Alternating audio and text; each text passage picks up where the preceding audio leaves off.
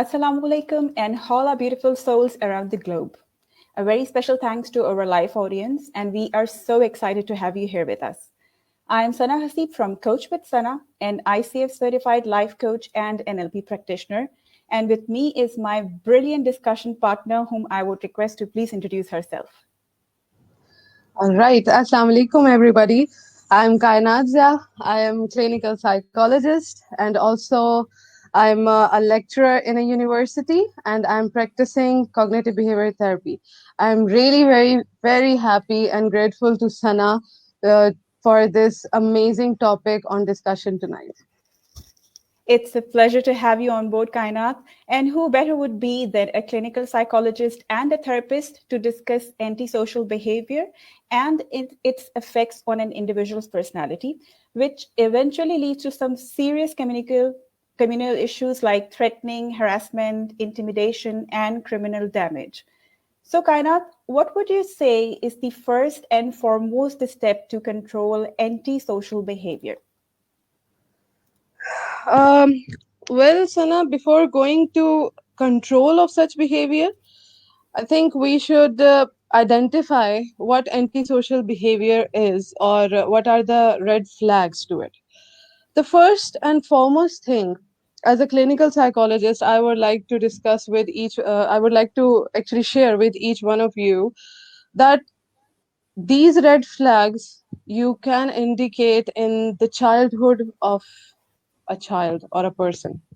True, You true. might say that the person is in 30s or is in like going to 30s in 25 plus of age, and that person is exhibiting violent behavior and he or she has no remorse, and it is not bound to any single gender. It could be applicable to both genders, but if we talk about statistics globally, then more men are vulnerable to develop such kind of antisocial behavior or antisocial personality disorders later on. So when they are in their childhood, they usually exhibit tantrums, anger outburst without a specific reason and without a specific stimuli or any trigger. They used to throw things when they are in their childhood. They used to break toys and stationery to other class fellows, classmates or playmates in their area. And most importantly, they just disregard all the efforts uh, presented to them by their friends, their siblings, parents, teachers. These are the red flags which anybody, especially the people around that child, must cater and must not ignore also. One more thing, they don't have any regret to their behavior. They are very confident about themselves. Okay, I broke this badge, I broke this pencil, and I'm very happy because I'm powerful, I'm dominating, I can do it, and nobody can do anything to me. These are the red flags in the childhood age. And we all must understand that this is not the naughty behavior and this is not something ignorable. We have True to that. take proper attention on such kind of behaviors and note them down. If they persist for long, they will ultimately go to teenage, and then we will further discuss what they become later on. True that. I agree with you. Actually, it starts with spotting the patterns of behavior from an early age, like you mentioned. I would say at the age of 4 or 5, and I'm on the same page with you. And precisely, there are three main factors that triggers this kind of conduct. What I would summarize it in, that is the environment and individual grows. It plays a vital role in building a personality, especially the events one experienced during their childhood. For example, a broken or chaotic family or unpleasant incidents happen in school, like bullying or shaming. The second factor is that when they come to a teenage phase, which is a tough phase and needs to be endured with proper guidance and support system, as many teenagers in this competitive eras goes through abuse or are neglected, that also creates low self-esteem and lack of confidence and triggers this antisocial behavior more. And thirdly, I would say it's genetic also. So it's very crucial to observe the behavioral pattern of our loved ones if they are being aggressive, impulsive, or have temper tantrums, right? So, kind of as a Ex- society, sorry. yeah, I said exactly. So, as a society, we are unconsciously trained to practice the blame game, right? What do you say? Who is responsible to observe the early triggers of antisocial behavior? Um, it's an amazing question indeed, because I won't say that parents are responsible or family is responsible. Each and every person connected to that child is responsible for such kind of behaviors. We are actually used to reinforce such behaviors. Now, yeah, you are a boy and you can do that. You can bully a girl in the street or in your class.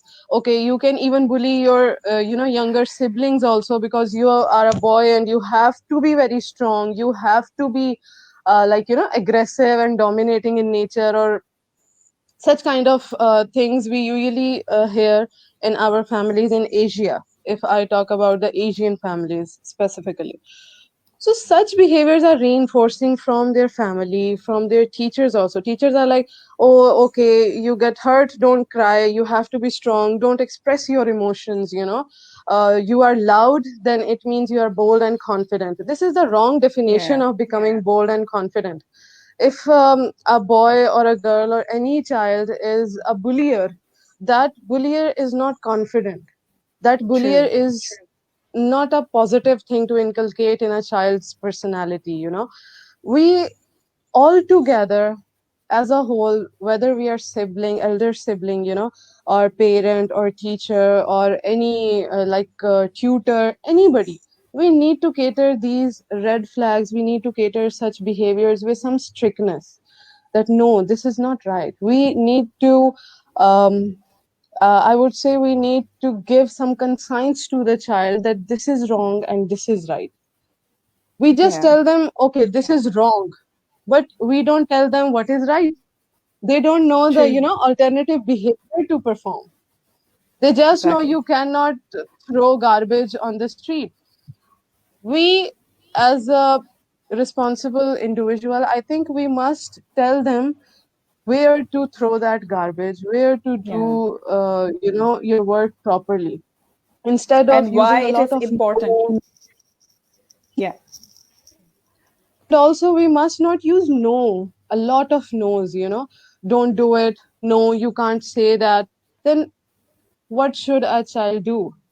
A child is supposed to do naughty stuff, but in a healthier way. We need to tell them with reasons, with logics, and with alternatives.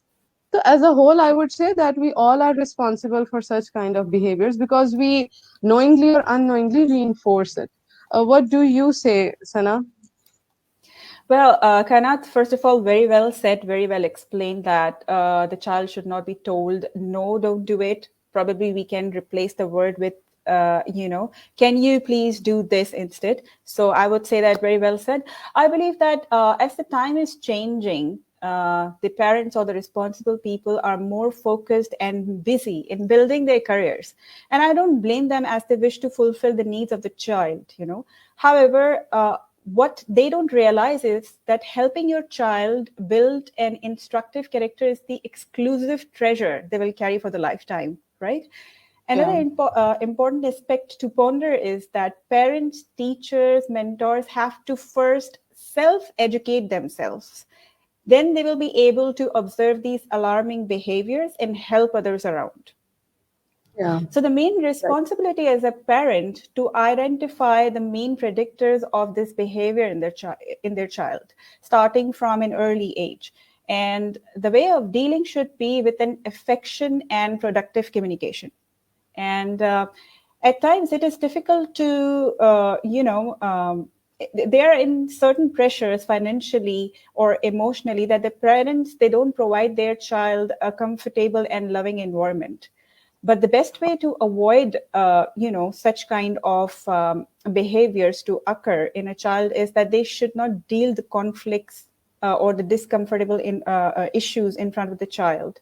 And if they are unable to mold their child, then they should be open to ask for help through friends or trained professionals instead of ignoring and then encountering long-term damage. That's what, I suggest. So, Kainat, in your viewpoint, how ignoring antisocial behavior affects an individual's life and society? Hmm. Right.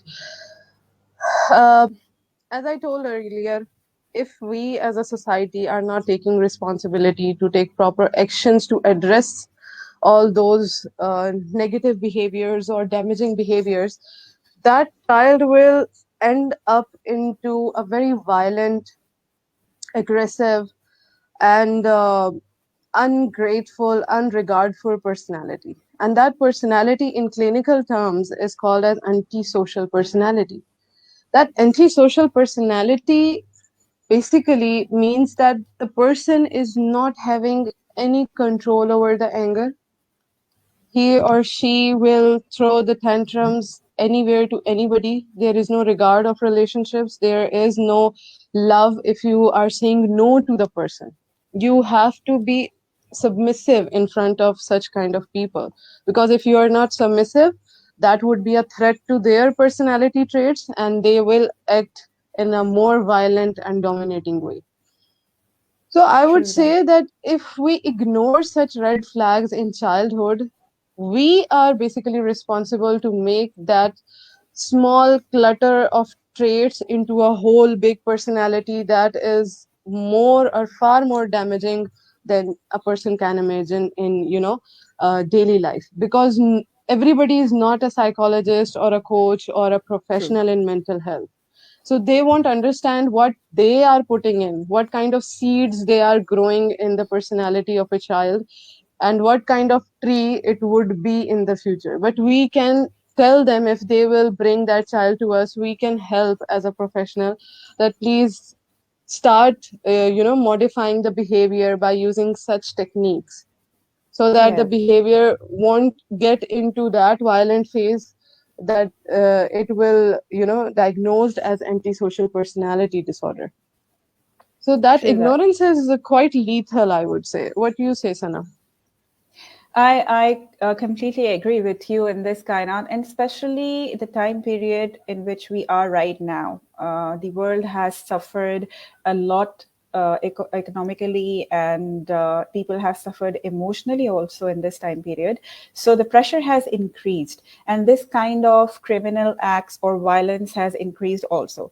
And that is being transferred, the pressure is transferred to children, to youngsters, and the people, for example, if people who have students who have graduated right now, they have different pressure. They do not have the proper resources, they do not have the proper guidance that how they need to put forward or how they need to achieve a certain goal. And they might end up, taking up a short cut and do something which is against the normal behavior, and they would form some triggers that would lead them towards antisocial behavior. So I completely agree with you, and you have explained it very well. So, Kainat, what remedial steps do you suggest to manage and control the after development of antisocial personality? Okay. um, as I said, that we need to see the damage, and when personality has been developed, a person is full-fledged gone into the phase of antisocial personality disorder, then there are two kinds of although I would say there are three kinds of interventions or intervention plans we can follow.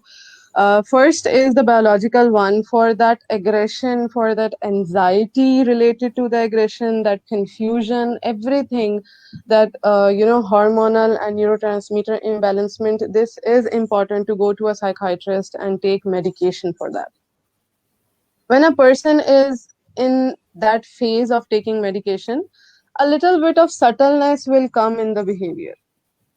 That is the best time to go to a mental health professional.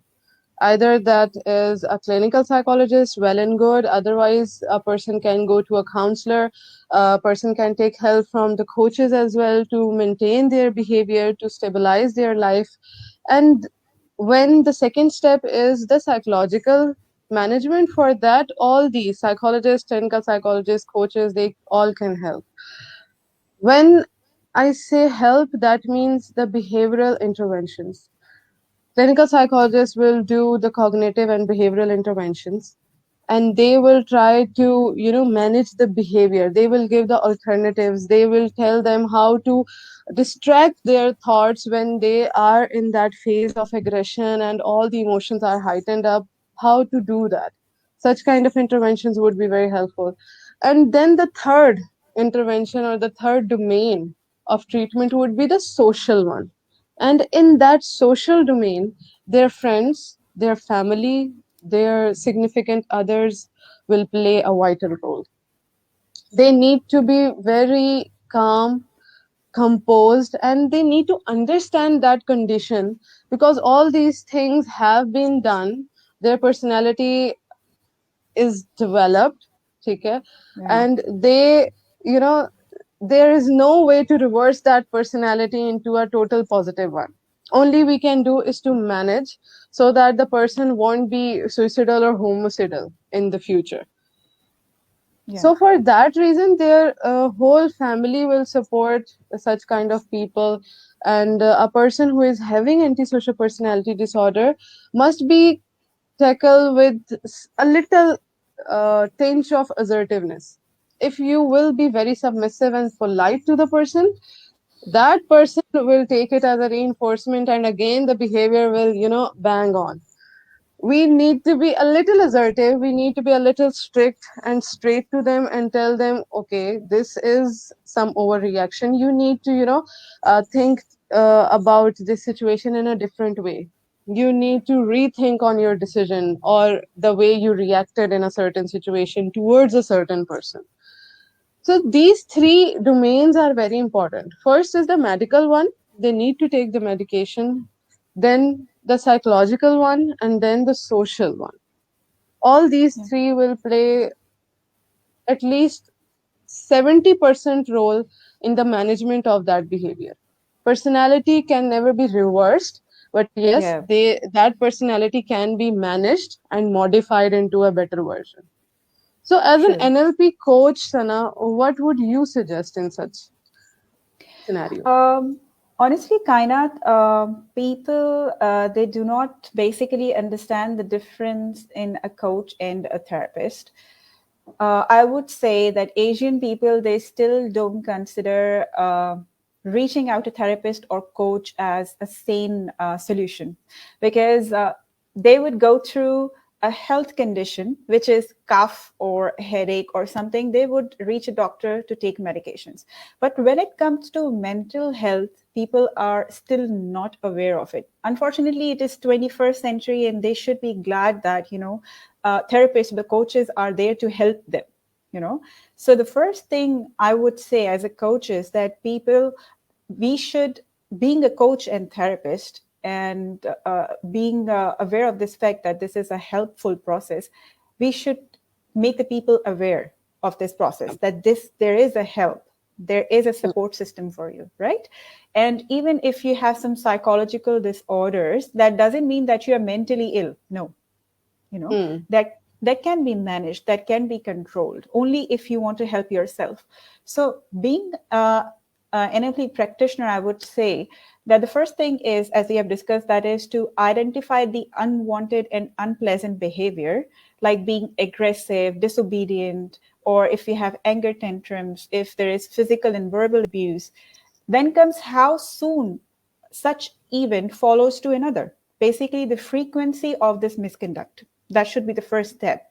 Then, most importantly, realization of having an antisocial behavior is the most important factor, that this pattern is destructive. And in Hmm. long term, it can become a reason to push away relations and well wishers. This realization is very necessary in that individual. Or the person can even involve him or herself in a serious crime, right? Yeah. Because without realization, the wish or agreement to transform will not appear, right? Yes. Thirdly, Yes. I would say that digging the root cause that triggered this behavior is another important aspect. as to why it happened, what happened. Yeah. Then choosing the right course of action that includes who would be the support system to break this pattern. Keeping a check or a track record for improvement, because at times those people disguise their behavior just to satisfy their parents or mentors or the therapist that they are transforming, but they actually are not. They can bounce back. And Yes. lastly, see, the breaking of such patterns, Kainat, it takes time, patience, and practice. So expecting it to change within few days' time is not a practical approach. This is Yeah. what I would say, right? So now, Kainat, what's your opinion about reaching a coach or therapist to break this antisocial pattern? Like, how can you convince people that this is a resource or a support system that you can easily approach? Okay. See, the first thing which I previously said, that everybody is not credible enough to see these red flags in childhood. And Yeah, when they are not able to see such behaviors, or the frequency, as you mentioned, of such kind of disobedient and disregarded behaviors, then they will end up into a person who is not at all gonna understand anything by their own. We need to make them understand few things. As you previously mentioned, that people are in, career making phase, and all the people who are sensible, they try to make a better career for their future. But I would say that your future is not only based on the career, but also the kind of upbringing you are giving to a child. yeah, Because that future or that career is of one or two people. But that child or that kind of traits will go on from one generation to another and to another, and it will, destroy generations. bang on. Yeah, that's what we need to understand. And when, okay, fine, you were very busy in making your career. Okay, we understand that it could be your necessity, not a leisure. Okay, I do agree with that, and I endorse career oriented parents also. I like it. But if you are completely ignoring that quality time or quality observation of your child, then I don't think it's worth it at all. You need True. to give some time, quality time to your kid, to see what kind of response he is having throughout the day. He is bullying in the school, and when you ask your child, okay, how was your day, and he's saying, I did this, and you are just typing on your laptop, or some collecting notes, or checking out your files, and you are not giving full attention to the words that your child is using, then I Yeah, think all your efforts towards your career and future and money making is just not worth it. true. At least True. listen to the child for 5 to 10 or 15 minutes. You will Yeah, understand what kind of patterns he or she is using in the language or the behavior throughout the day. true. I agree. I agree. Now, damage has been done, right? Yeah, People are like, okay, we are belonging to an elite class. How come my child will go to a coach or a psychologist? What people will say, what they will think about me, that I'm XYZ and I'm a CEO and I'm entrepreneur, and my kid is going to a coach and a psychologist. Oh God, that's a shame. No man, that's a shame. Please understand, that's not a shame. That's really appreciated step true. that you're That means, realizing. yeah, that you're loyal and towards your kid. You really care about your kid when you approach a coach or a therapist because you're helping your kid. And not many parents would do that. So if you're doing it, do it openly, what I would say. Yeah, true. Many people, okay, there is one instance or one experience of mine I would like to share with you. Please go ahead. Um, one of, it was like a year, 2 year back.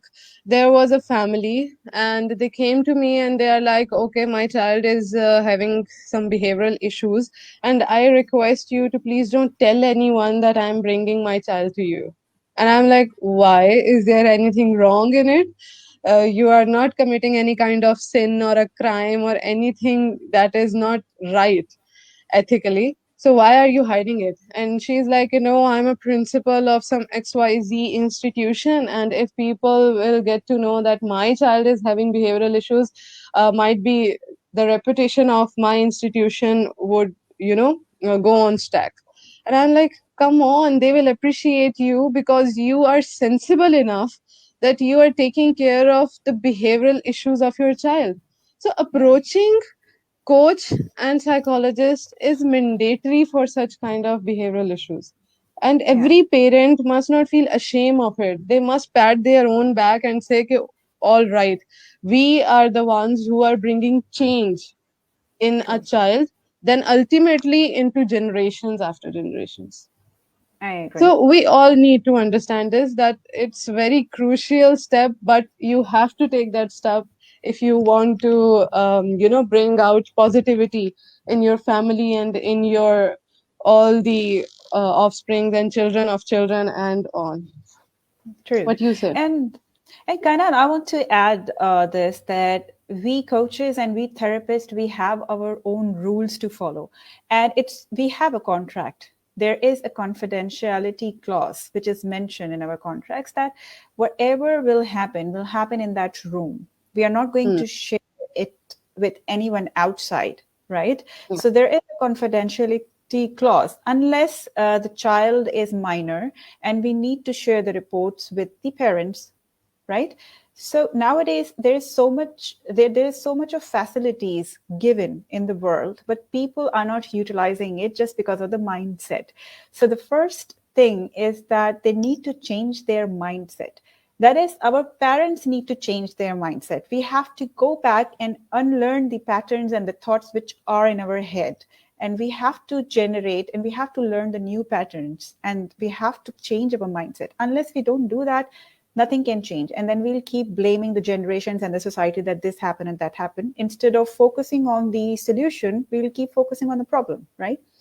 And like I said, people are so fortunate in this 21st century that they can reach out to coaches and therapists and psychologists to take help. They must educate themselves that it is as normal as to be stressed, depressed, or to have anxiety as they suffer other health conditions. Also, mostly people do not know the difference between a coach and therapist, which I'll repeat again. Their Hmm. work is closely related. However, there is a difference in the treatment. If, for example, they do not want to reach a therapist or psychologist because they think that you have a mental problem, they can always reach a coach, right? See, a therapist or a clinical psychologist are authorized to prescribe medicines in extreme conditions, although it is not required all the time. But people's concept is that no, if you reach a therapist or a psychologist, they would definitely prescribe you a medicine. It's not like that. Sometimes you just need a talk, one to one. Okay, I need to add one thing over Yeah. here. Those psychologists who have specialization in pharmacology, only they prescribe medicines. Otherwise, it's a task for psychiatrists to do so, And all other psychologists, either they are clinical psychologists or a therapist, they don't prescribe medications. They will only apply interventions, therapeutic techniques to resolve that issue, either Yeah. it's a cognitive or behavioral issue. So they don't need to worry about okay, one thing, I'm sorry, I'm just cutting you out, Sana, but this point is very important to add on here, Yeah. that people usually go to psychiatrist, take medication for a month or so, and they used to feel good by taking medication, and they would never go to a coach or a psychotherapist. That's They say, the "Oh, temporary relief which they yeah." get from the psychologist. And yeah. Yes, that's what I'm referring to. They don't understand the power of interventions that a psychotherapist and a coach can give to them. That would be so empowering for the whole period of their life. But they are just taking medicines, putting a lot of money on taking medicines, and they are not paying 50% of that money to the psychotherapist or a coach to get a lifelong relief. what you say about it. Have you heard about such kind of people who will give money for medicines but don't pay you enough? Okay, so Kainat, the thing is, people do not invest in self development. That's what I have Hmm. observed. And if you talk about a psychologist or a coach, that means you are approaching them for your own self development. There are two conditions. One, you are physically not well, you're going through some physical trauma. And one is that you're going through some emotional trauma like stress, anxiety, or depression, right? These are two Yeah, different things. So, what people do is if they are going through physical distress, also, they reach a psychiatrist, take some medicine, and get the temporary relief. And if they're going through emotional traumas, also, they'll reach a psychiatrist. They will take those sleeping pills, exactly. sleep. So, what what they have to understand is that for your emotional traumas that you can control with some changing some patterns and doing some practice, you can always approach a psychologist or a coach. I got a chance to explain what a coach does. It's that they develop productive plans and carry them out according to the methodologies of neuro linguistic programming, which is a brain coding, right? Which understands the patterns of the brain, how it communicates the messages to your body. Their job is to develop effective rapport with people and communicate one to one or with the audience. It depends if you want to have a personal session or if you want to have a group session, right? And that also in confidentiality, that nothing will be shared unless the person allows or unless the coach thinks that no, this person needs some medication and the family should be contacted. The coaches, they understand the complex social situations or problems with people and resolve with effective methodologies and resources using the capabilities and skill already present inside an individual. So they don't direct you towards anything, right? They make you realize that you have those capabilities, you have those skills. It's just that you have to realize and explore that it is within you already. And coaches makes the individual use them in a way that they achieve their targets, whether it is breaking up a pattern, a habit pattern, if it is to quit smoking, if it is to achieve success in your career or personal life or any aspect of life. So now when it is clear that what a coach does is, still if people are hesitant to approach a coach or a psychologist to resolve their emotional or other aspects of life, then I think that people are not really interested in their self development. This is what I feel. True. They don't want to improve themselves. They just need a momentary relief in their life. Yeah, That's it. yeah, Yeah. exactly. True. Okay, Kainat, what message do you want to give the society about antisocial behavior in a nutshell? What would you say? All right. I think first and foremost thing is to please, please, please, everybody take responsibility of the people who are living around you from their childhood. If you are a parent, if you are elder or a caregiver to somebody, kindly pay attention to the daily habit, learning and performing duties. Also pay attention to the words. Either those words are abusive, those words are hurtful to other people, they can also play their part in making such kind of antisocial behavior later on. So first thing and foremost thing is that pay attention. Number one, you have to be very attentive about each and everything about yourself also. If you think that your parents were not that much attentive when you were at your childhood stage, then pay attention to yourself. One thing which I don't know who said it, but that quote is very much famous, that if you are born poor, that's not your mistake. But if you will die poor, Die poor. that's certainly your mistake. So, in the same way, if you have some behavioral issues or personality problems, that might not be your mistake because you were a child. Nobody guided you in a proper way. Nobody told you how to behave in a certain situation. But if you will be ignorant to yourself when you are at that stage, like at adolescent stage or early adulthood, then it's certainly your mistake. Some people are like, okay, now we are grown up, these things are embedded in us, and it's not our mistake, it's our parents mistake, or environment at our home was very toxic, and so on. They just do the blame game and give justifications, which are totally worthless when you are an adult or when you are in late adolescent stage. Yeah. So that's the first thing, that you need to give attention, be aware, self aware, or aware of the surroundings in which you are living. Second, when you get all those red flags, which you and I have discussed earlier in this live session, then you need to go to a professional. Yeah. Please don't go to some peer baba kind of a thing, or those people who have nothing to do with the personality, those people who have no credibility, no certification, no professional knowledge. Please don't go to them. Only go to those people who are credible enough to see your problem, to empathize with you, and to give you real life solutions. Yeah. Don't go for psychiatrist for personality disorders. Why? Reason is, personality disorder is not momentous in nature. You know, they develop with the passage of time. That Yeah. was a gradual shift in the personality traits or in the intensity of that antisocial behavior.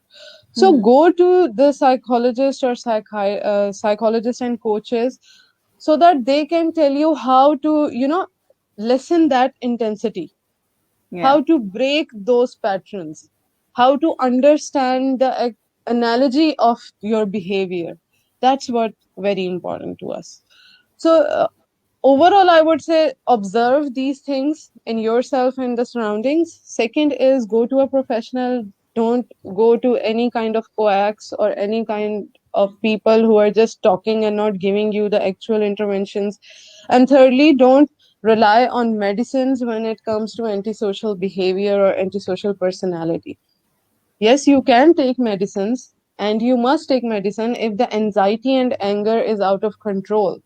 But when it's under that boundary, which is controllable, then kindly go to psychologists and coaches to manage your behavior in a more appropriate way, and to make yourself empowered for lifelong situation, not on the momentary basis. Yeah. So this is True. what I want to give message to each and every person who is looking at us and listening to us, that please, please take care of this thing, because it is really lethal for the society. People are not giving attention to their loved ones, and ultimately they end up either hurting themselves or the other people. Yeah. So try to be observant and careful. Yeah. Yeah. Yeah, that's a wonderful message, Kaina. Thank you so much. And I would like to add my point of view in it, Kaina, that now is the time to change our mindset. And now is the Yeah. time to unlearn the things that are not helpful anymore. If we want to change the society, we need to change the pattern to get a different result. If you are going to follow the same path and expect to have different results, you'll not get it because you're Yeah. following the same, right? And I want the parents to take out some time to acknowledge themselves about these behaviors, because their prime responsibility is to build a good character, a balanced and normal character for their child. And if they are not doing so, like you said, it will spoil generation and this will not stop. So self development is very important, awareness is very important, and going to psychologists and coaches should be normalized. If you see why internationally the countries are successful, Kainat, because they have counselors in school for kids. You know, Yes. whatever they're going through, the counselors help them to go through it properly with proper resources. They have, it's very normal internationally to go to a psychologist, you know, Yeah. because they help you to lead a normal life, right? They help you out. But in certain Asian countries from where we are, it is not Yeah. normalized yet. And that's what we need to do. We need to change our mindsets. So Yeah. you see what is happening. in Asian countries nowadays. The rate of crime is increasing, and people are not realizing that this is an effect of antisocial behavior that is developed since childhood or maybe after an incident in teenage, right? So it is connected, you Yeah, know. That's what we need to realize. What do you say? that's true. And one more thing, recently I asked a girl, some girl was approaching me for some help, and I asked her about a contract and all the, payment and fee procedure, and she's like, all right, my one family member is not agreeing to it, and I'm going to a psychiatrist to take medicines and to get rid of such emotions. See, these emotions can be like under carpet after taking those medicines, can be suppressed, but they will not fade away with the time. They will get stronger and stronger with every trigger in life. So it is the Yeah, same thing. If we are not changing our mindset, we are not investing on ourselves, then what are we doing? Why are we earning so much if we have no money to invest on our mental health or our mindset or for betterment of our personalities? yeah, I don't true. know why people are taking so much time to understand this small logic that if you invest in your mental health, you can earn more than you are earning right now, because Yeah, you will be at your mental abilities or heightened abilities, and you will go to, like there is no limit for you if you have that mental health. true that. There's no True. one to control you, there is no one to make hindrance in your goal achievement process. Only you can do it, and you need to understand that you have to invest in your mental health. That's it for me. And this is what I would say, that people need to understand the importance of mental health. Otherwise, everything will go like this, and people observe each other behavior. They will learn the bad things more, because this is what is happening in our society nowadays. So, yeah. Yeah, true. And I would like to share a live example, Kainat. You need to have courage to share your own story. Uh, the story behind me becoming an NLP practitioner is related to an incident which I encountered in my life. And at that time, I was emotionally very low. Okay. And I knew about psychologists and therapists, but then I came across this coaching. It is amazing. It can Yeah. do wonders to change your life. And my mentors, they're from US, and they guided me about the course. And it is so amazing that how with little changes in your life, Yeah. how breaking up little patterns in your life can ease you for long term, and that will be associated, that pattern, that good pattern will be associated with you the entire life. And that was the point I realized that I wish I had such mentors before. I wish those people were placed by the divine authority before in my life.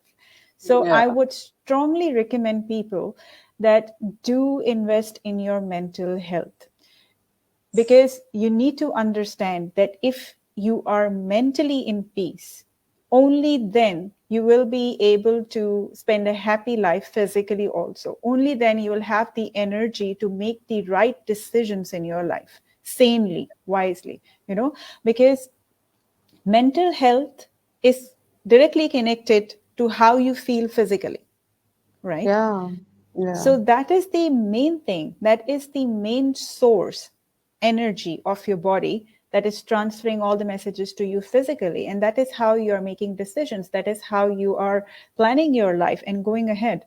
So if you understand that mental health is the main source, then invest more in that instead Yeah. of just going to the gyms and making your body physically beautiful and good to look. But if inside you're not fine, you're not feeling well, you have anxiety and depression, that will show on your face and your physiques also, right? So there is no point framing your body from outside, but not framing your mind from inside, Yeah. Okay, right? one point came into my mind, and it is perception is projection. Yeah, If we are not mentally healthy, we will perceive everything in a shaded or negative way. And we will yeah, project that into every task, in every conversation, in every behavior afterwards. If we are thinking that, okay, this office or this situation is not helpful for me, yeah, whatever the reason is, either I'm blaming or justifying my non serious attitudes towards the office setup, then I will do the same thing every time I step into that office. And maybe the people around me are also observing me and they are learning the same kind of pattern. So true. that's how you can be so much toxic to the people around you if you are not mentally healthy and positive in your Yeah, approach, in your perceptions. So, yeah, yeah, I think that is pretty much about taking help and asking for help from the professional or mental health therapist or coach. And yeah. I hope that after listening to us and watching this live streaming, people would take some action, would show some courage towards their own self development.